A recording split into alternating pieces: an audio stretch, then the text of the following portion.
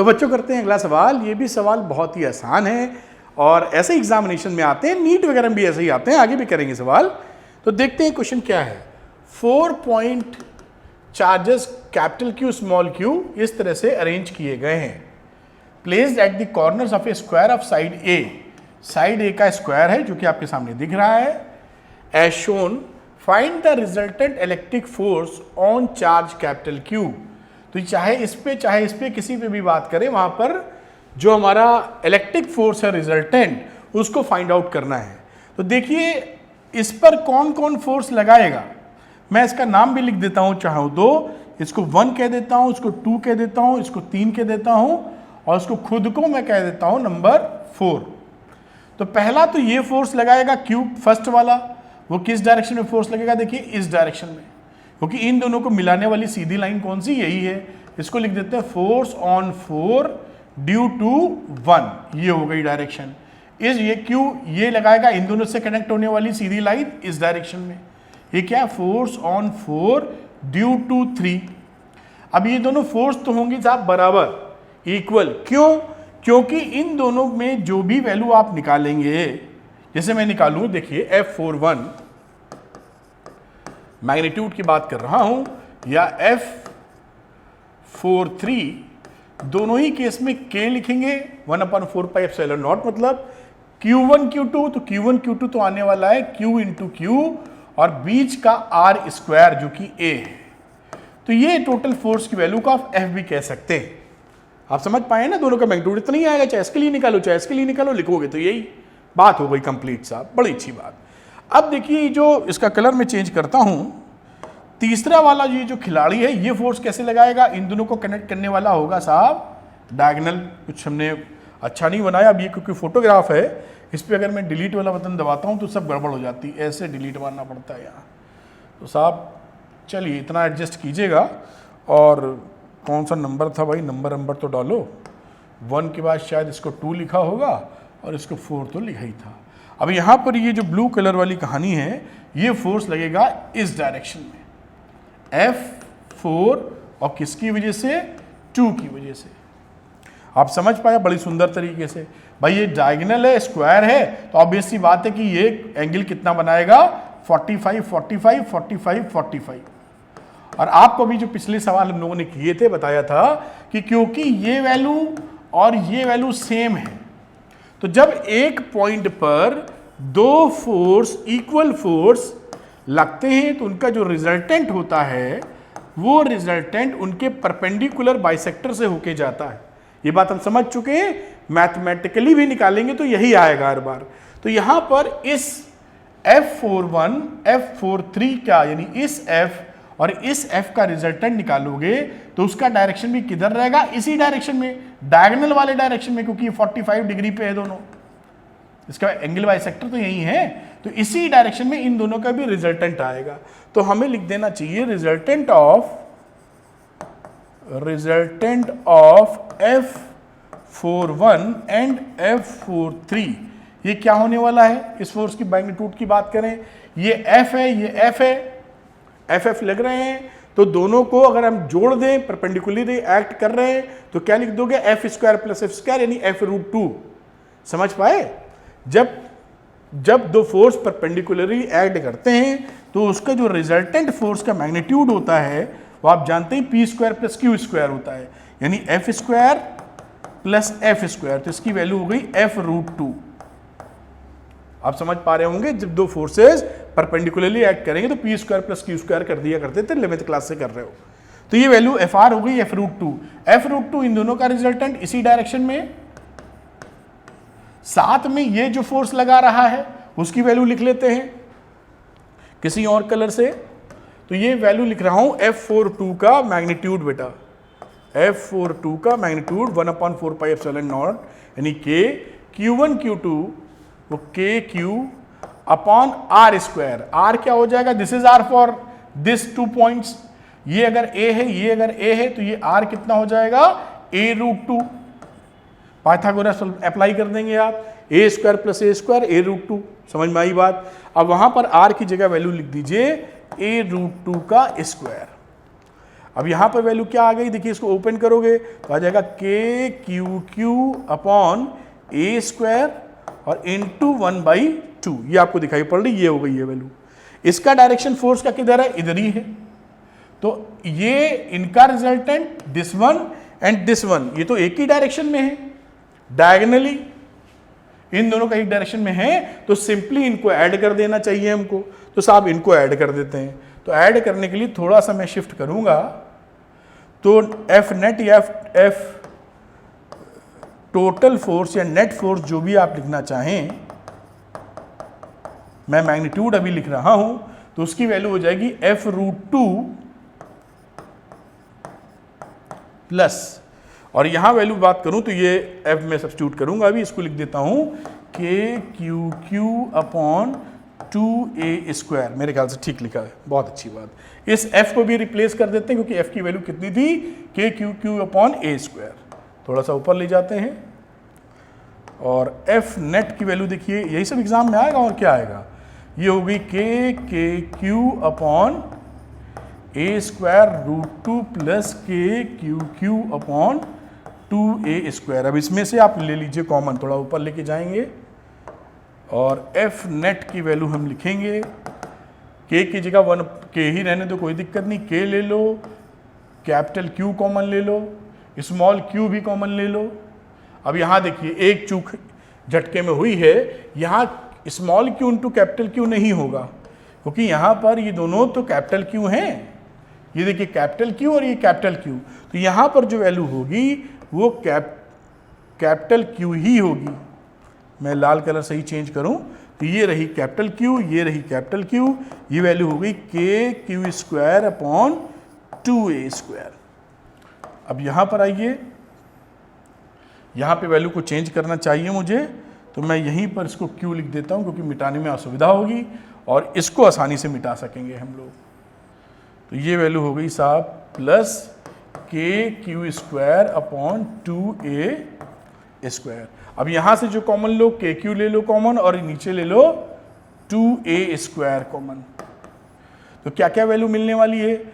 अब यहाँ पे देखिए के ए स्क्वायर क्यू भी कॉमन आ गया, तो बचा √2 क्यू अपॉन, और 2 कॉमन लिया था तो एक 2 और आ जाएगा, यहाँ 2 लगा दो, ये वैल्यू प्लस यहाँ पे देखिए क्या के क्यू अपॉन 2a स्क्वायर, तो क्या बचा q, और यही आंसर आ गया। तो फाइनली आप आंसर लिखना चाहो तो आराम लिख सकते हो कि एफ नेट जो आया, k मतलब 1/4πε0 है, 1/4πε0, या इसकी जगह k लिख दे, और के क्यू अपॉन 2a स्क्वायर, और वैल्यू रही 2√2 q प्लस q, और डायरेक्शन क्या है,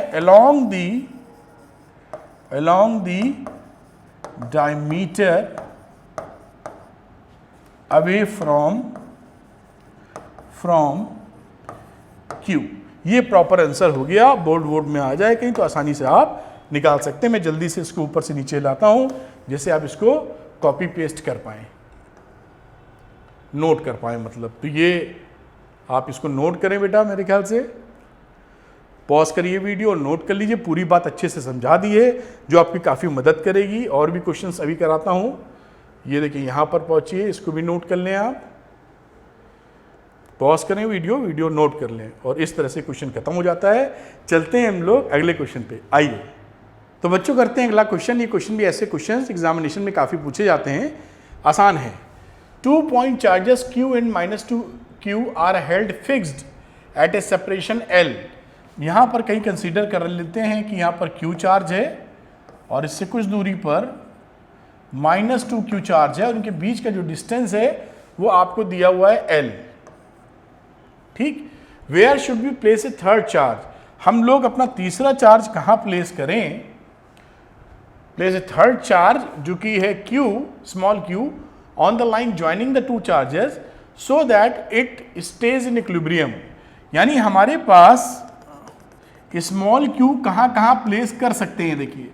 देखिए अगर स्मॉल q को हम यहाँ प्लेस करने की कोशिश करेंगे P पॉइंट पर, तो क्या ये पॉसिबल है, तो आंसर ये पॉसिबल नहीं है, क्योंकि -q वाला इससे पास है। देखिए इसमें प्लस होने की वजह से फोर्स ऑफ अट्रैक्शन ऐसे लगाएगा, ये रिपल्शन ऐसे लगाएगा, दोनों के फोर्सेस तो अपोजिट डायरेक्शन में हैं, लेकिन -2q के पास होने की वजह से हमेशा ये जो फोर्स होगा इस -2q की वजह से वो ज्यादा होगा और इस q वाला फोर्स कम होगा, क्योंकि डिस्टेंस ज्यादा है। तो ये नहीं हो पाएगा यहाँ, क्योंकि ये दूर है तो कम फोर्स, ये ज्यादा पास में तो ज्यादा फोर्स, हमेशा ये पास में ही खींच लेगा। दोनों फोर्स एक दूसरे को नलीफाई नहीं कर पाएंगे, नलीफाई मतलब एक दूसरे को कैंसिल आउट करना चाहिए। बीच की बात करेंगे तो ये -2q इधर खींचेगा, +2q भी इधर मारेगा, प्लस प्लस होने की वजह से जब q प्लेस करेंगे प्लस, यहां पॉसिबिलिटी ही नहीं, एक ही डायरेक्शन में है। तीसरा पॉइंट आता है इधर, इस पॉइंट P पर या P1 पर पॉसिबिलिटी है। क्यों? क्योंकि ये Q वाला स्मॉल q प्लेस किया तो इसका डायरेक्शन फोर्स का इधर F, स्मॉल q कह दो, और इस डायरेक्शन में ये -2q वाला लगाएगा F और स्मॉल q और -2q की वजह से, ये दोनों और स्मॉल q के नजदीक में है, इस वजह से इसका फोर्स होगा थोड़ा ज्यादा, मैग्नीट्यूड इसका ज्यादा, तो बैलेंस हो जाएगा। तो इस डिस्टेंस को हम लोग ले लेते हैं यहां से कितना, x। ठीक, और कुछ पॉइंट दे दीजिए, जैसे यहां पर A B C D को लिखना चाहिए तो लिख दीजिए। अब हम निकालते हैं F small q into Q, तो 1/4πε0 यानी K Q अपॉन बीच का डिस्टेंस, और बीच का डिस्टेंस क्या हो गया, x²। दूसरी बात करते हैं F Q -2 के बीच के फोर्स, तो यहां से बात करेंगे तो K इस स्मॉल q और ये 2q जो है इधर वाला, इस 2q को साथ में ले रहे हैं। साइन नहीं लगाया क्योंकि मालूम है कि डायरेक्शन पहले कंसीडर कर चुके हैं, तो हमें पता है कि डायरेक्शन किधर है, इसलिए साइन नहीं लिया, केवल मैग्नीट्यूड की बात की। और यहां से ये रहा x और ये रहा l, तो l प्लस x या x प्लस l का स्क्वायर कर दिया। फॉर इक्विलिब्रियम, फॉर जो इक्विलिब्रियम की बात की है उस समय दोनों ही फोर्सेस हमारे बराबर होने चाहिए। तो बराबर होने का मतलब है F small q must be equal to F q minus 2q। अगर इक्वेट कर दें तो K upon x square must be equal to K 2q upon x plus l का होल स्क्वायर। ये देखिए K कट गया और यहां वैल्यू क्या आ गई, यहां वैल्यू आ गई x प्लस l का स्क्वायर अपॉन x स्क्वायर, और यहां वैल्यू बची 2। अब आगे बढ़ते हैं हम लोग, रूट लेंगे तो x plus l upon x plus minus √2। ये देखिए डिस्टेंस है, तो ratio of distances can not be negative. दो डिस्टेंस के जो रेशियो होंगे वो निगेटिव नहीं हो सकते, तो माइनस छोड़ दीजिए, तो x plus l upon x की वैल्यू केवल √2 के बराबर आ जाएगी। यहां से x प्लस l √2x, और बात करें हम x, इसको इधर ले जाओ, √2 minus 1 is equal to l, तो x की वैल्यू कितनी आ गई बेटा यहाँ, l अपॉन √2 माइनस 1, और ये रहा आपका आंसर। इस तरीके से इसको आप बना सकते हैं सवाल, और ये आप कॉपी कर लें यहाँ से। ऐसे सवाल एग्जामिनेशन में आते रहते हैं और कहीं भी मिल जाएंगे आपको, ये बहुत क्वेश्चंस बनते रहते हैं। यहाँ पर ध्यान दीजिएगा, ये दोनों चार्जेस शुरुआत वाले फिक्स थे, कहीं कहीं ये भी मूवेबल होते हैं, तो इसका भी ध्यान रखना पड़ता है कि ये भी ना हिले, तो वो एक अलग क्वेश्चन बन जाता है। खैर, इसको नोट कर लीजिए, आप पॉज करके नोट कर लिया होगा। आगे लेके चलते हैं, ये रहा इसका दूसरा पार्ट मतलब वर्किंग, और इस वर्किंग के तहत आप इसको नोट कर पाए होंगे। तो इस तरह से ये आंसर आपका निकल आता है। तो अब चलते हैं हम लोग अगले क्वेश्चन पे, आइए करते हैं नेक्स्ट क्वेश्चन। तो बच्चों अगला सवाल लेते हैं, भी मज़ेदार सवाल है, और बोर्ड्स में अच्छे क्वेश्चंस में या नीट वगैरह में जेई में कभी भी टपकता फिरता है, आसान है बहुत। Find the net electric force, JEE Mains की बात कर रहा हूँ, find the net electric force on charge small q, take F0 की वैल्यू हो गई 1/4πε0 QQ अपॉन d स्क्वायर। अभी इसको देखेंगे। The point charge capital Q, 8Q, 727Q, 1000Q are placed x is equal to small d, 2d, 3d, dash dash dash 10d। A point charge Q is placed at origin. तो यहाँ पे देखिए, ये हम बनाते हैं पहले तो साहब ओरिजिन, और यहां पर स्मॉल q चार्ज है ओरिजिन के ऊपर। ये ओरिजिन हो गया, समझ गए होंगे आप। आगे मैं दूसरे कलर से लिखता हूं, देखिए x बराबर d पर, यानी यहां पर अगर वैल्यू ले लीजिए जो कि ये d है, ये डिस्टेंस d हो गया, यहां पर चार्ज रखा गया है कैपिटल Q। फिर उसके बाद अगला जो पोजीशन आता है वो लिखा 2d, यहां से 2d चले गए और यहां आ जाता है आपका चार्ज 8q। फिर ये 2d था, इतना डिस्टेंस देखिए, अब 3d में चले जाओ, ये आ गए 3d बेटा, और यहां जाता है 27q। इस तरीके से आप जाते हैं और आगे आपको मिलता है साहब 10d, और यहां पर चार्ज होता है 1000q। इस तरह से बीच में चार्जेस इसके अंदर डले हुए हैं। आपको फोर्स निकालना है स्मॉल q पर, इस पे फोर्स निकालना है। तो फोर्स निकालने में भाई इस पे फोर्स ये भी लगाएगा, ये भी लगाएगा, ये सब लगाएंगे और सुपरपोजिशन ऑफ दी फोर्सेस कर सकते हैं, क्योंकि ये फॉलो करता है। तो साहब इसको थोड़ा ऊपर करते हैं और सारे फोर्सेस की वैल्यू उस पर जोड़ देते हैं। जितने भी फोर्सेस हैं थोड़ा और ऊपर करते हैं, सबका डायरेक्शन इधर ही होगा, सब पॉजिटिव चार्जेस हैं तो सब एक ही डायरेक्शन में होंगे सारे फोर्सेस। तो टोटल नेट फोर्स क्या रहा? टोटल अगर मैं एफ नेट या टोटल की बात करूं तो इसको F1 फोर्स लगाने वाला बोल देते हैं, ये F2 लगा रहा है फोर्स, ऐसे करके। तो F1 plus F2 plus F3 और ऐसे करते करते F10 तक, 10 थे तो 10 फोर्स लगा रहे, D2 D3D तो 10 तक लग रहा है। आगे चलते हैं हम लोग, अब यहाँ पे वैल्यू लगाते हैं। पहले वाले के लिए क्या लगाया? 1/4 पाई एप्सिलॉन नॉट और Q अपॉन डिस्टेंस रही d²। पकड़ पा रहे होंगे, कलर दूसरे का बदल लेना चाहूंगा। दूसरे में F2 में आ गए तो 1/4 पाई एप्सिलॉन नॉट Q इस कैपिटल Q की जगह 8Q आ गया, तो इसको लिख दो 8Q अपॉन 2d²। फिर तीसरे में चले तो यहां पर लिखा 1/4 pi epsilon not small q 27q upon नीचे कितना आ गया 3d का स्क्वायर। और इस तरीके से लास्ट वाले में पहुंचे तो 1/4 pi epsilon naught q 1000q upon 10d का स्क्वायर। इसको सॉल्व करेंगे थोड़ा सा। अब यहां पर जो कॉमन आ रही है वैल्यूज उनको निकाल लो। 1/4 पाई एप्सिलॉन नॉट कॉमन था, Q भी कॉमन था, d² भी सबसे कॉमन आ जाएगा। देखिए तो मैं d² भी कॉमन ले लेता हूं। अब देखते हैं क्या आता है। तो यहां पे तो सब कुछ कॉमन ही आ गया, ये आ गया 1।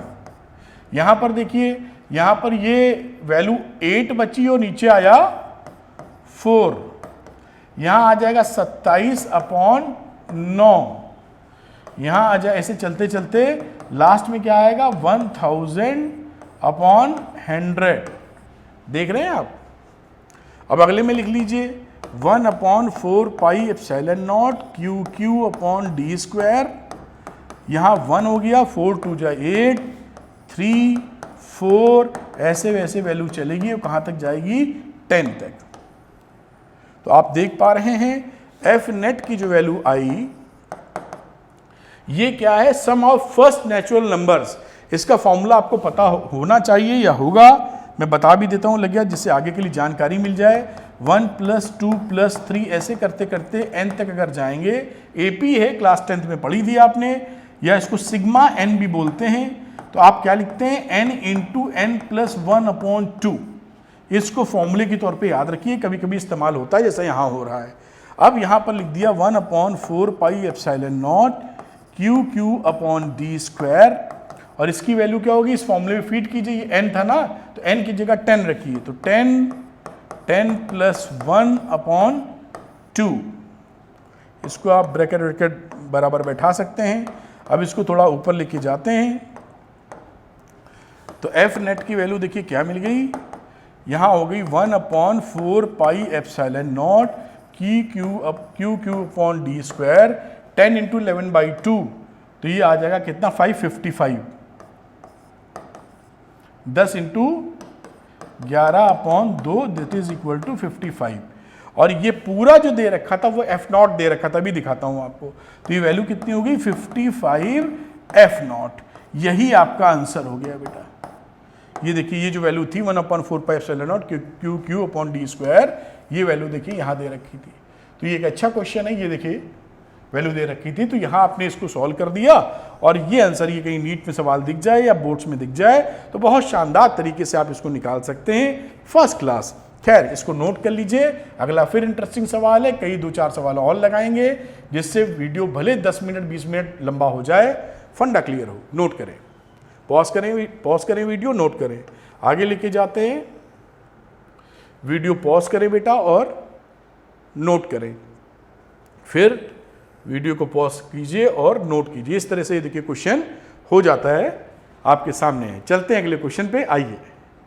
तो बच्चों करते हैं अगला क्वेश्चन, नीट में आया हुआ क्वेश्चन है 2019 में, है बस सरल। ऐसे ही क्वेश्चन आएंगे, आप थोड़ा थोड़ा लगा लीजिए, सारे हो जाएंगे। चलिए, 2 point charges A and B having charges +Q and -Q respectively. A और बी के पास +Q -Q रिस्पेक्टिवली चार्जेस है, are placed at a certain distance apart and force acting between them is F। मैं लिख देता हूं, यहां पर देखिए A है, यहां पर आपको समझाने के लिए लिखा B है, इनके बीच का डिस्टेंस R ले लेते हैं, कंसीडर कर लिया है। चार्जेस थे हमारे A पर +Q, B पर -Q और फोर्स F है, यानी इस समय का जो फोर्स है इसको मैं K लिख देता हूं, 1/4πε0 को plus Q into Q charge in पे है, -Q इन पे है, और बात कर लें R की तो R², ये इसकी वैल्यू है। विथ साइन लिख दी, साइन चाहें तो हटा भी सकते हैं, अट्रैक्शन या रिपल्शन ही बताने वाला है। खैर अब बोल रहा है, अब देखिए अब घुमाया बात, if 25% charge of A is transferred to B then force between the charges becomes. अब देखिए यहां पर जो बात समझने की होगी, जो गलती कुछ बच्चे कर सकते हैं, ए पर चार्ज था +Q और बी पर चार्ज था -Q। अगर इसका 25% आप चार्ज ट्रांसफर करेंगे तो होगा क्या, होगा ये कि इसका 25% करेंगे तो 75% बचेगा, तो इसका हाथ में रहेगा 75%। नहीं, 75% का मतलब होता है 75/100 इंटू Q। समझ पाए, 25% निकला तो 75% बचा, 100 होता है पूरा, लिख दिया, इतना बचा पॉजिटिव वाला। अब यहां पर क्या हुआ कि इस -Q में 25% इसका जुड़ गया प्लस वाला, तो अब नया चार्ज क्या हुआ, -Q पहले था और प्लस वाला जो जोड़ा है 25%, तो 25/100 इंटू पॉजिटिव वाले का जोड़ा, ये चार्ज हुआ। तो अब ये नया चार्ज कितना आ गया बेटा, 100 घटाया बढ़ाया हुए तो कितना आएगा, आ जाएगा यहाँ पे प्लस का 75/100, सॉरी माइनस का 75/100, क्योंकि -100 है। अब इसको आप चाहें तो लिख सकते हैं 25 से डिवाइड करके 3/4Q, और इसको लिख सकते हैं -3/4Q। ये नए चार्जेस आ गए हैं ए बी के आफ्टर ट्रांसफरिंग द चार्ज। अब नया आ गया है तो नए के हिसाब से the force between the charges becomes, अब इसको F' कह दो बेटा, K तो वही रहना है, चार्जेस में आ गया 3/4Q और यहां हो गया -3/4Q, और डिस्टेंस तो बीच की आपने घटाई नहीं थी बेटा। देखिए कितना आसानी से ये सब हो जाता है, आपको कोई टेंशन लेने की आवश्यकता नहीं है, कौन सा कलर लूँ, उसी में कंफ्यूज हो गया। K लिखते हैं, अब इसको आप मल्टीप्लाई कर डालिए, तो ये कितना मिलेगा 9/16, अगर मैं लिख दूं तो Q² इंटू 9/16। माइनस प्लस की जहां तक बात है, मैंने केवल इतना ही समझना बेहतर है कि माइनस प्लस तो अट्रैक्शन रिपल्शन देते हैं, आप चाहें तो माइनस लगा के रखें। अब यहां पर ये पहले वाले से कितना गुना हो गया, 9/16 गुना, तो F' is equal to 9/16 times of F। तो कौन सा ऑप्शन है बेटा इसमें, 9, ये option number C is correct, this option is correct, ये इसका आंसर आ गया। तो देखिए बहुत आसानी से इसको कर सकते हैं, बशर्ते आप थोड़ा लॉजिकली क्लियर हो।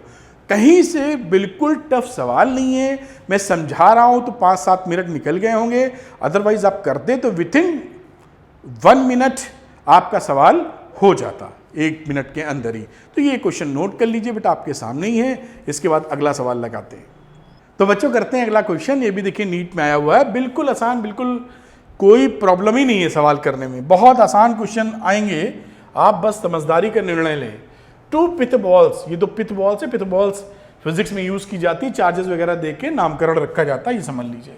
कैरिंग इक्वल चार्जेस, इन दोनों पे इक्वल चार्जेस हैं, अभी समझ लेंगे। मान लीजिए एक पे क्यू है, दूसरे पे भी क्यू है। Are suspended from a common point, ये कॉमन पॉइंट से सस्पेंड की गई है, of equal length, of equal length, ये लेंथ भी दोनों एल एल है। The equilibrium separation between them is R, इस समय इसका जो डिस्टेंस है ये साहब आर है, आर है। Now the strings are rigidly clamped, इसके बाद ये सिचुएशन है। एट हाफ द हाइट, ये हाइट अब कितनी रह गई यहां से यहां तक, y/2, इस समय y थी, ये देखिए y थी और ये y/2 है। The equilibrium separation between the balls 9, अब इस समय इक्विलिब्रियम पोजीशन में r' है। अब ये r' की हमको वैल्यू बतानी है, समझ में आया होगा। अब इसका डायग्राम बना के थोड़ा सॉल्व करता हूं, देखिए दिखाता हूं आपको, कितना सरल है। ये देखिए पिथ बॉल्स थी, इनके बीच का डिस्टेंस ले रखा था कितना, r। तो यहां से जब आप, क्योंकि सब ये दोनों कॉन्ग्रेंट ट्रायंगल हो जाएंगे, ये एल एल सब कुछ बराबर ही है, तो ये रहा r/2, ये भी रहा r/2, ये एंगल ले लो थीटा, ठीक। और ये जो हाइट हो गई, ये दूसरे कलर से लिख देता हूं जैसे आसानी से दिखाई पड़े, दिस इज y। अब इस ट्रायंगल में नाम दे दो ABC, अगर देना चाहो तो इस ABC ट्रायंगल में tan थीटा यूज करो, अभी तो मैं आपको दिखा रहा हूं केवल। तो tan थीटा की वैल्यू कितनी आ गई, परपेंडिकुलर अपॉन बेस, तो r/2 अपॉन y, ये तो हो गई tan थीटा की साहब वैल्यू। अब कुछ यार फोर्सेस को कैलकुलेट कर लेते हैं हम लोग। यहां पर देखिए इसका जो वेट होगा वो mg नीचे काम करेगा, इन दोनों में चार्जेस की वजह से रिपल्शन होगा, तो इलेक्ट्रोस्टैटिक फोर्स इस पे काम करेगा इधर Fe, और यहां पर रहेगा इसका टेंशन। इस टेंशन के 2 कंपोनेंट ले लेते हैं, ब्लैक कलर से ही दिखा दें क्या, चलिए बदलने की कोशिश करते हैं। अगर ये थीटा है तो इस परपेंडिकुलर कंपोनेंट में ये एंगल थीटा हो जाएगा, अल्टरनेट इंटीरियर एंगल, ये वैल्यू हो जाएगी t cos थीटा, और इस समय ये वैल्यू हो जाएगी t sin थीटा। परपेंडिकुलर और हॉरिजॉन्टल कंपोनेंट्स, क्योंकि ये इक्विलिब्रियम में है तो इसके सारे फोर्सेस एक दूसरे को संभाले हुए हैं, तो t cos थीटा की वैल्यू हो गई mg के बराबर, और ये Fe बराबर हो जाएगा t sin थीटा। मुझे इसको पहले लिखना चाहिए था, लेकिन ये फोटो है, अगर मैं इसको हटाने का प्रयास डायरेक्ट करता हूं तो ये उड़ जाता है पूरा। खैर, इसको t लिखा, cos थीटा लिखा, और इसको लिखा t sin थीटा, जो कि बराबर है Fe के, इलेक्ट्रोस्टैटिक फोर्स। इलेक्ट्रोस्टैटिक फोर्स है कितना, 1/4 pi epsilon not Q1 Q2 यानी Q स्क्वायर हो जाएगा, दोनों में सेम चार्जेस हैं, अपॉन R स्क्वायर। मेरे ख्याल से आप सहमत होंगे, ये सिचुएशन यहां पर बन रही है। अब इन दोनों को मैं डिवाइड कर देता हूं, इक्वेशन नंबर 2 कह दो इसको, और इसको इक्वेशन नंबर 1 कह दो, कलर बदलते हुए 2 को 1 से हमने कर दिया डिवाइड, तो ये वैल्यू डायरेक्ट में लिख रहा हूं, t sin theta upon t cos theta, tan theta आ जाएगा इधर, लिख दूं t sin theta upon t cos theta, क्योंकि कई बच्चों को फिजिक्स में कंफर्टेबल नहीं होते तो वो कंफर्टेबल हो जाएं। 1/4 pi epsilon naught Q square upon R square whole upon mg, यही कहानी की। इस t से t कट गया, ये आ गया tan थीटा। tan थीटा की वैल्यू यहां से सब्स्टिट्यूट कर दो उठा के, तो tan थीटा की वैल्यू हो गई r/2 upon y is equal to, यहां जो वैल्यू लिखी है तो लिखी है 1/4 pi epsilon naught Q square R square, थोड़ा ऊपर करना पड़ेगा, और अपॉन mg। तो पहले से तो हमारी कहानी, इसको फर्स्ट ऐसे लिख देते हैं, ये बनी। सेकंड केस में क्या खेल होने वाला है देखिए, वहां भी समझने का प्रयास कर लेते हैं, कोई दिक्कत की बात नहीं। R चल रहा भी एडजस्ट करके निकाल लेंगे, चिंता ना कीजिए बिल्कुल। यहां आ जाइए, इसमें यहीं पे समझा देता हूं, ये वैल्यू ले लो थीटा डैश। अब आप सारी चर्चाएं जब करेंगे तो वही mg नीचे लगा दो, सारी कहानी। अब यहां tan थीटा डैश जब लोगे, ध्यान देना, तो this is r'/2 perpendicular upon base which is y/2। ये देखो ना, ये this is r dash by 2। समझ पा रहे हो ट्रायंगल को? समझ पा रहे हो? तो अब सिचुएशन यहाँ जो वहाँ जो रिजल्ट आएगा, देखिए यहाँ रिजल्ट आएगा r डैश अपॉन 2 और y अपॉन 2 टेन थीटा, ये था ना टेन थीटा, वैसे ही करोगे तो ये आ जाएगा, उसमें कौन सी बड़ी बात। और यहाँ जो वैल्यू लिखी गई है इसमें तो कोई फर्क ही नहीं पड़ रहा भाई, इसमें ये जो r है इस r की जगह यहाँ पर r डैश आ जाएगा, तो ये बना 1 upon 4 pi epsilon not Q square upon r dash का स्क्वायर अपॉन mg। जैसा इधर किया है वैसे ही आप इधर कर दीजिए, अगर ना इच्छा माने मन ना माने तो वही सब बैलेंस, यही रिजल्ट मिलेगा। भाई इसमें फर्क क्या हुआ है, इसमें इस r की जगह यहां पर देखें तो ये r की जगह r डैश आ गया था तो r डैश लिख दिया, y की जगह यहां y बाई 2 था तो y बाई 2 लिख दिया, यहां r की जगह r डैश लिख दिया, बाकी कोई चीज चेंज नहीं हुई। इसे कह दो इक्वेशन नंबर 2 ऐसे, बस r डैश निकालना वहां से पकड़ लेते हैं, ये थोड़ा सा ऊपर करना पड़ेगा सॉल्व करने के लिए। अब यहाँ पे वैल्यू निकाल लीजिए आप, अगर इसको सॉल्व करना चाहें यहीं से, वरना यहीं डिवाइड मार दीजिए आप। तो मैं इसको सीधे डिवाइड कर रहा हूँ, थोड़ा सा हैंडल कीजिएगा, सेकेंड अपॉन फर्स्ट। तो इसकी वैल्यू लिखोगे तो क्या लिखोगे, r dash upon 2 y by 2, और जब डिवाइड करते हो तो पलट के मल्टीप्लाई कर देते हैं तो y अपॉन r बाई 2। समझदारी का परिचय देना है। 1 upon 4 pi epsilon not Q square upon r dash का स्क्वायर अपॉन mg था, और इसको डिवाइड जिससे करते हैं वो पलट के कर देते हैं मल्टीप्लाई, तो mg upon 1 upon 4 pi epsilon not Q square upon r square. ये वैल्यू आ गई, जो वैल्यू कट रही है काट दीजिए, ये mg देखिए कट गया, 1 अपॉन 4 पाई एप्सिलॉन नॉट भी खत्म हो गया, क्यू स्क्वायर से क्यू स्क्वायर भी मर गया यहाँ। अब यहाँ पे देखिए y और y भी कट गया पर आपस में, अपॉन 2 भी कट गया, ये 2 बचा हुआ है जो ऊपर चला जाएगा, इसको थोड़ा कैलकुलेशन कर लेना, 2r डैश, और यहाँ वैल्यू क्या बची, ये देखिए ये 1 अपॉन r डैश स्क्वायर था, ये 1 अपॉन था तो r square upon r dash का स्क्वायर आ गया। थोड़ा सा आगे और लेके चलेंगे, देखिए क्या वैल्यू आती है, ये हो गई 2r डैश का क्यूब r स्क्वायर, तो r डैश क्यूब की वैल्यू हो गई r स्क्वायर अपॉन 2, यानी r डैश की वैल्यू कितनी हो गई बेटा, यहाँ पर r स्क्वायर के साथ r क्यूब आ रहा था, ये r देखिए बचा हुआ, ये r इससे मल्टीप्लाई होगा तो ये वैल्यू हो जाएगी r क्यूब, ये r बचा था ना, ये यहाँ पर ये मैं r क्यूब लिख दिया, वरना यहाँ पे r लिख दो और इसको r स्क्वायर कर दो जिससे आप ज़्यादा आसानी से समझ पाएँ। तो ये r क्यूब, ये r क्यूब, अब यहाँ पे निकालेंगे वैल्यू तो कितनी वैल्यू बन जाएगी, r upon cube root of 2, ये आंसर आ गया। थोड़ी समझाने में थोड़ा टाइम लगा आपको, वरना सवाल कितना आसान है, और इसके हिसाब से ऑप्शन नंबर डी सही हो जाता है। तो कोई भी इसमें समस्या नहीं, आप नोट कर लीजिए, अगला सवाल करेंगे। Conceptually this is very very easy question, आसानी से आप इसको लगा सकते हैं। नोट कर लें, इसको पॉज करिए वीडियो को और आगे नोट करें। पॉज करके नोट किया होगा, आगे लेके चलते हैं, फिर यहाँ तक लेके आते खत्म हो गया सवाल, और नोट करिए, वर्किंग कीजिए, आपको दिखाई पड़ेगा, बहुत आसानी से सवाल लग जाएंगे। ऐसे ही सवाल एग्जाम में आते हैं। चलते हैं अगले क्वेश्चन की तरफ, आइए चलते हैं अगले क्वेश्चन में। ये भी इंटरेस्टिंग है, जो क्वेश्चन है ये जेई मेंस में आया हुआ है, लेकिन जो जेई मेंस में क्वेश्चंस आते हैं बहुत सारे उनमें से क्वेश्चन नीट में भी आते हैं, जो नीट में आते हैं वही जेई मेंस में आते हैं, काफ़ी ज़्यादा क्वेश्चंस, और अच्छे क्वेश्चंस बोर्ड एग्जामिनेशंस के लिए रहते हैं। वो बोर्ड वाले बच्चे भी बिल्कुल लगा सकते हैं, कोई टेंशन नहीं। देखिए कितना सरल सवाल आपके सामने भी आएगा, इसको सीखना जरूरी है। खैर, लिखा है 2 identical conducting spheres A and B, 2 spheres हैं, बिल्कुल सेम टू सेम है, कैरी इक्वल चार्जेस, दोनों पे चार्ज मान लीजिए क्या है, इस पे Q है तो इस पे भी चार्ज Q है। They are separated by a distance much larger than their diameters, इन दोनों के बीच की दूरी R ज्यादा है इनकी डायमीटर से। And the force between them is F, इस समय इनका फोर्स कितना है, 1 अपॉन 4 पाई एप्सिलॉन नॉट, जिसे मैं K लिख दे रहा हूं, K Q1 Q2 यानी Q1 Q2 upon r square, ये फोर्स है KQ² अपॉन आर स्क्वायर। बहुत अच्छी बात।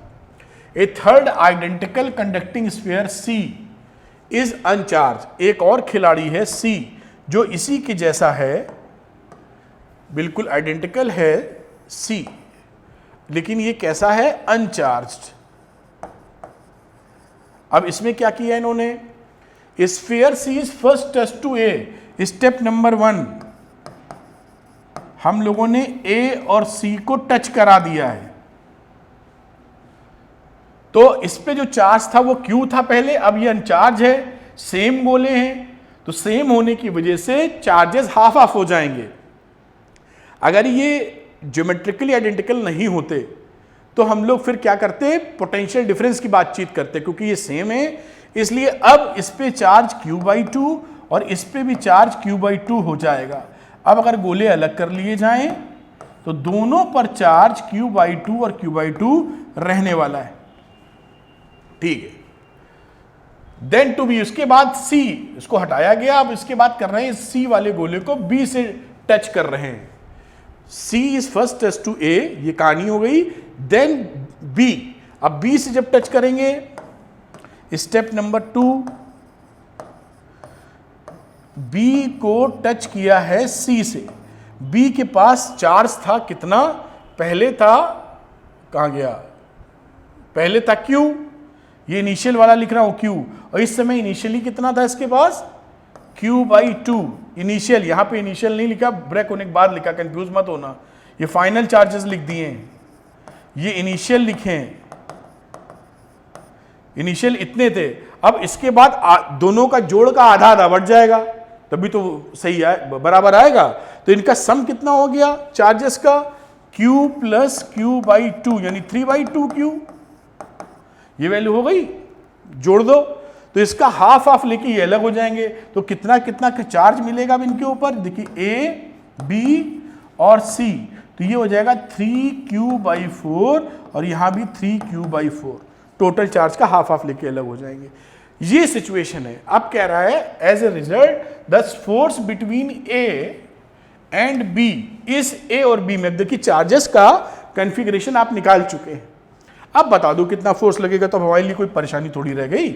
अब यहां पे फोर्स निकालने गए तो Q1 Q1 into Q2 upon r square, बहुत सुंदर तरीके से। अब इसको लिख सकते हो KQ² upon r square into 3/8, बिल्कुल समझ में आए। वो पहले वाली सिचुएशन, ये F' लिख दो, पहली वाली सिचुएशन में ये F था, तो ये वैल्यू हो गई 3/8F, और यही आपका आंसर हो गया। देख लेते हैं कौन सा ऑप्शन इससे मिल रहा है, वही ऑप्शन हो जाएगा। बाकी आप तो 3F/8, option number A is correct, this option is correct. खेल खत्म हो जाता है। अब इसको आप थोड़ा नीचे कर देता हूं, नोट कर लीजिए, कहीं कोई तकलीफ नहीं होती, थोड़ा कॉन्सेप्ट लगाइए, सारे सवाल बन जाएंगे। बहुत आसान सवाल है ये, देखिए पॉज करिए वीडियो, नोट करिए, और ये देखिए यहाँ पर बस इतना ही काफ़ी है मेरे ख्याल से, इसको नोट कर लें। इस तरह से क्वेश्चन हो जाएंगे। तो समझा रहे हैं तो 4-5 मिनट लग रहा है, जब आपको अपने सवाल करने लगते हैं तो समझाना थोड़ी, तो कर देते हैं, कई स्टेप लिखने की जरूरत भी नहीं पड़ेगी आपको, ओरली करके कर देंगे, प्रैक्टिस हो जाएगी। लेकिन है कितना आसान आपके सामने है। अगला सवाल करते हैं। तो बच्चों करते हैं अगला सवाल, इंटरेस्टिंग सवाल है, मजा आएगा, है बहुत आसान। ये भी देखिए जेईई में आया था, जेईई मेंस में 2011 में, और नीट वाले भी बच्चे कर सकते हैं। बहुत ही आसान सवाल है, ऐसे सवाल आपको हर जगह मिलेंगे। इंटरेस्टिंग है लेकिन थोड़ा सा दिमाग लगाना होगा। देखिए कितने आसानी से कर सकते हैं। लिखा है 2 identical charge spheres suspends from a common point by 2 massless strings. ऐसी सिचुएशन है, सपोज करिए, जो अभी हमने गोले वाला किया था सवाल, इस तरीके से ये लटके हुए हैं, 2 massless string of length L। इस समय इसकी जो लेंथ है वो साहब L है। Initially at a distance of D, इस समय इसका बीच का डिस्टेंस D है, जो कि काफी ज्यादा छोटा है L से, यानी apart because there mutual repulsion. अब क्या होगा, इस पे जो चार्ज है, कोई चार्ज मान लीजिए इस पे Q है इस समय, तो ये दोनों रिपल करेंगे एक दूसरे को ना, because of their mutual repulsion. ये सिचुएशन खड़ी हो गई। The charge begins to leak. अब इस सिचुएशन के बाद इसमें से चार्ज लीक करने लगेगा, समझ लीजिए टपकने लगेगा, गिर जाएगा, निकल लेगा, कुछ भी हो जाएगा। जब इसमें से चार्ज निकलने लगेगा तो डायग्राम की स्थिति क्या होगी, ये दोनों पास आने लगेंगे। मैं यहां कहीं बनाता हूं, दोनों सेम ही हैं, क्योंकि चार्ज जब कम होंगे तो फोर्सेस जो आपस में लग रहे हैं रिपल्शन के वो कम पड़ जाएगा, वो पास आने लगेंगे। उस समय the charge begins to leak from both the spheres at a constant rate. At a result the charge approaches each other. इस वजह से ये दोनों आपस में अप्रोच करने लगेंगे। भाई चार्ज गिरा तो रिपल्शन कम हुआ तो पास आने लगे। विथ ए वेलोसिटी v, कितनी वेलोसिटी से पास आ रहे हैं, v से। Then as a function of distance x between them, इस समय अगर इसका डिस्टेंस x है v, तो इन दोनों में v और x में क्या रिलेशनशिप होगी, ये 4 ऑप्शन है, इनमें से कोई बताना है आपको। बिल्कुल नहीं घबराना, देखिए कितने आसानी से सवाल हो जाएगा। सवाल करने की शुरुआत करते हैं हम लोग, पहली चर्चा यहां करते हैं। देखिए ये डी कहानी हम लोगों ने ले रखी है, इसको ले लीजिए थीटा। अब यहां पर कोई वैल्यू थीटा ले लेते हैं। अब इसके इक्विलिब्रियम स्टेज अगर यहां पर है तो आपने देखा था कि mg करेगा नीचे काम, रिपल्शन वाला Fe ऊपर। जो टेंशन लग रहा है इसमें, इस टेंशन के 2 कंपोनेंट T, ये थीटा हो जाएगा, थीटा तो T cos थीटा, इस तरफ लगेगा T sin थीटा। ये जो डिस्टेंस है ये है d/2, ये डिस्टेंस है d/2। इतनी बातें आप पकड़ लिए हैं। आगे चलते हैं, देखे अब यहां पर इक्वेशन बना देते हैं, दोनों की जगह थोड़ी कम दिख रही है, कोशिश इधर करते हैं। तो इसकी इक्वेशन लिखेंगे तो लिखेंगे T cos theta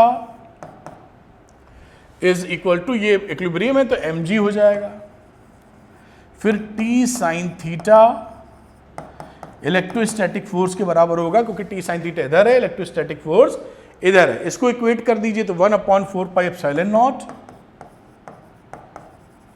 Q1 Q2 दोनों Q के हैं तो Q स्क्वायर, और बीच का डिस्टेंस था D, इसलिए D स्क्वायर। ये सिचुएशन देखिए यहां पर खड़ी हो गई। अब यहां से हम लोग इक्वेशन, इसको पहली लिखो, इसको दूसरी 2/1 कर देते हैं, तो tan थीटा निकल आएगा यहां से। देखिए 2/1, तो आप डिवाइड मारोगे सेकंड को फर्स्ट से तो ये आ जाएगा tan थीटा, और यहां वैल्यू क्या मिल जाएगी 1/4 पाई एप्सिलॉन नॉट, और डिवाइड mg से कर रहे हैं तो mg नीचे ले लेंगे, यानी Q square upon D square, और साथ में रहा mg। ये सिचुएशन देखिए इस समय आ गई है, कोई भी इसमें परेशानी की बात नहीं है। अब देखिए यहां पर क्या सिचुएशन होगी, जैसे जैसे ये आएगा आगे, यहां पर वैल्यू मान लेते हैं किसी भी इंस्टेंट पर थीटा डैश वैल्यू थी, और इस थीटा डैश को इस एक्सप्रेशन से अगर लिखें तो हम लिख सकते हैं tan theta dash is equal to 1/4 pi epsilon naught, जो Q ले रहे हैं किसी भी इंस्टेंट पर, ये Q था शुरुआत वाला चार्ज, तो Q को किसी भी इंस्टेंट पे ले लीजिए, इसको चाहिए तो Q लिख दीजिए या Q डैश कर दीजिए आप, तो मैं Q ही लेके चल रहा हूं भी, तो Q स्क्वायर, D की जगह ये डिस्टेंस हो गई x स्क्वायर mg। देखिए ये एक्सप्रेशन बना। इसको अगर मैं इनिशियल चार्ज कह रहा हूं, इसको कैपिटल Q कहना चाहें तो कैपिटल Q भी कहते हैं, स्मॉल q कह देते हैं इसको, नहीं बच्चा कंफ्यूज हो सकता है, आप कंफ्यूज हो सकते हैं, तो मैं इसको कैपिटल Q कह दे रहा हूं शुरुआत वाले चार्ज को।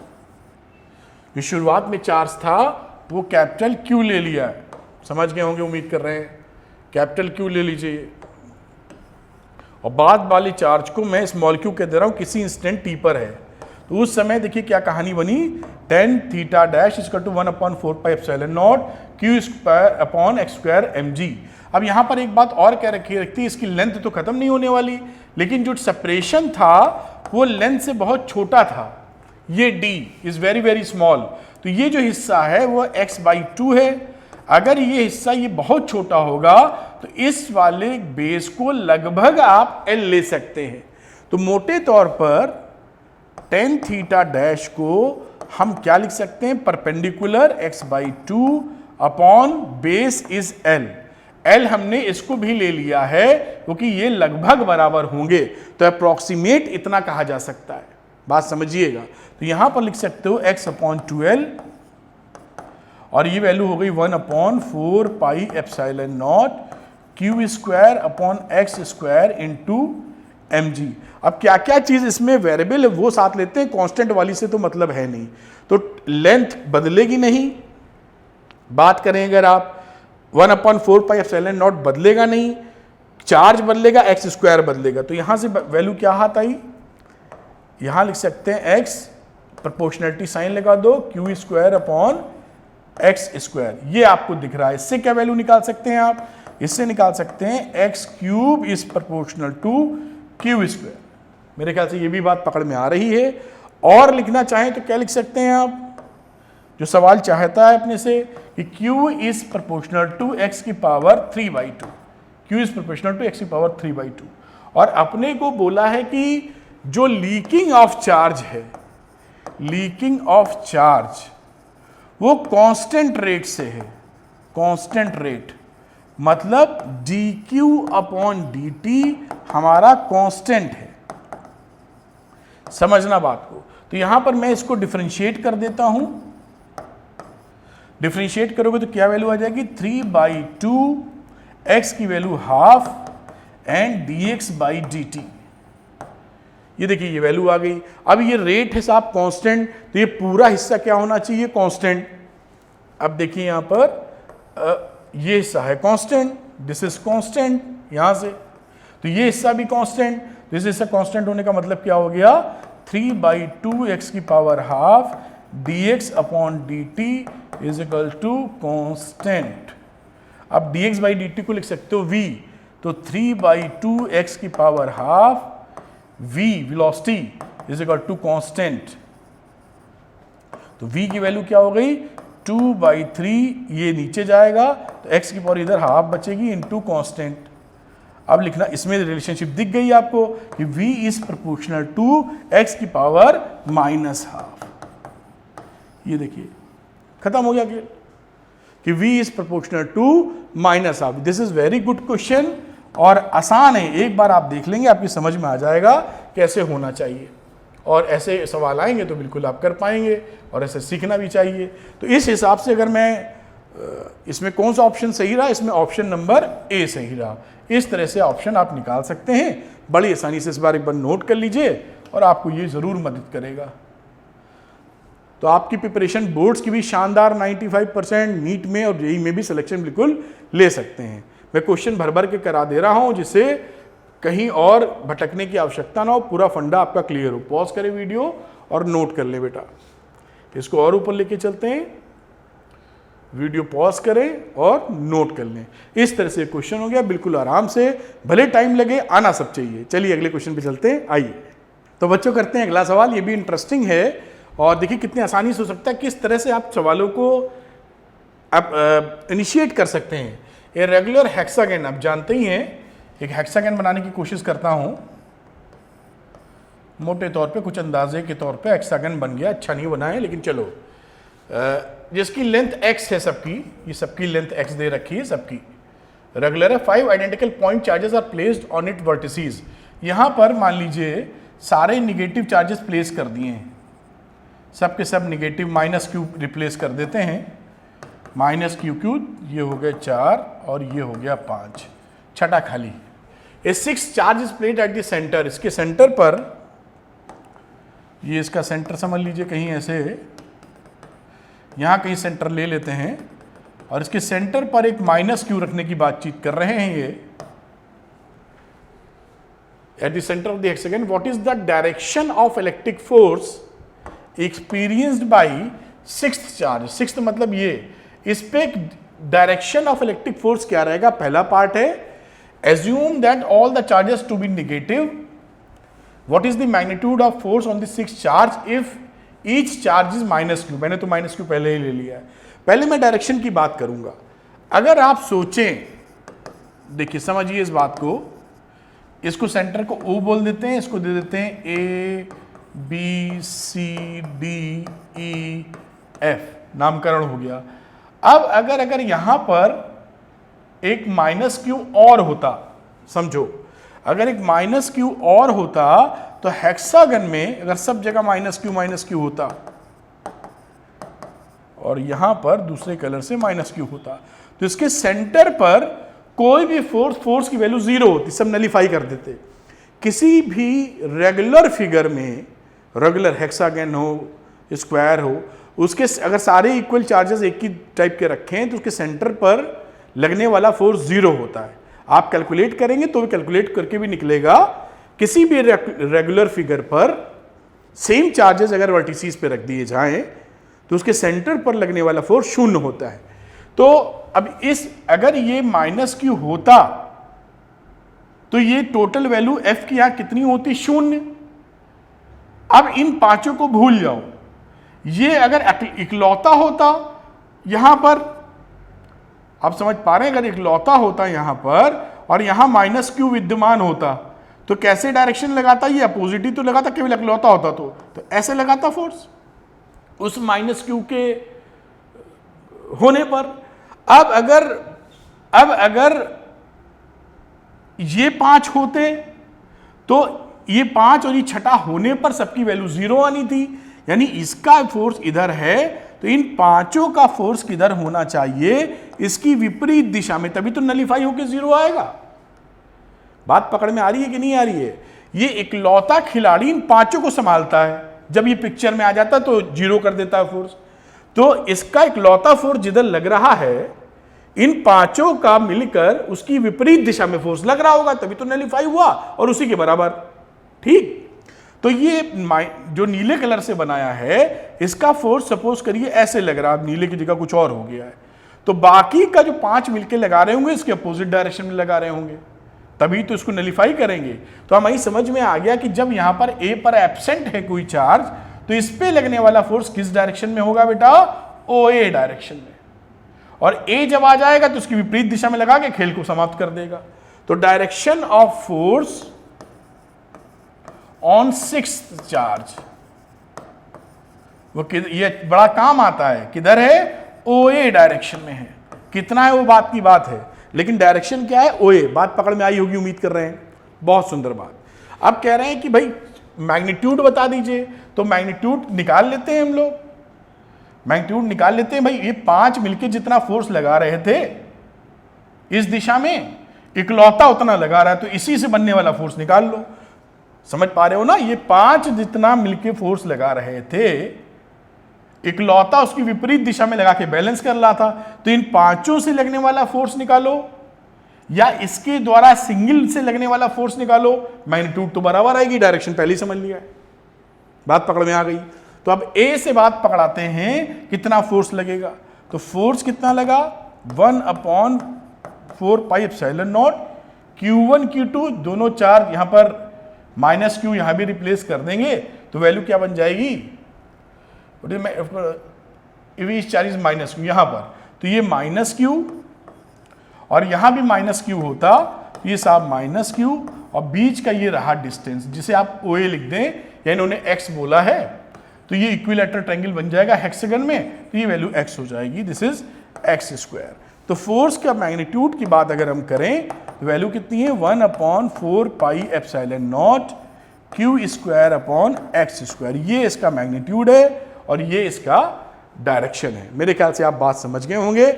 इस तरह से ये सवाल निकाला जा सकता है। लॉजिक उल्टा है इसमें, जैसे मैथमेटिक्स में करते थे ना कि कितने लोग बैठे हैं, अब पता लगा खड़े होने वाले कम है तो खड़े वाले गिन लो, माइनस कर दो, वैसा चक्कर है।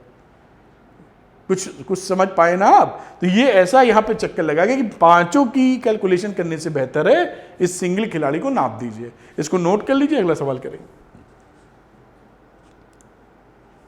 तो मेरे ख्याल से आपने नोट कर लिया होगा, अगले सवाल पे चलते हैं। तो बच्चों करते हैं अगला सवाल, ये भी बड़ा इंटरेस्टिंग है और आपके कॉन्सेप्ट्स को और बिल्डअप करेगा।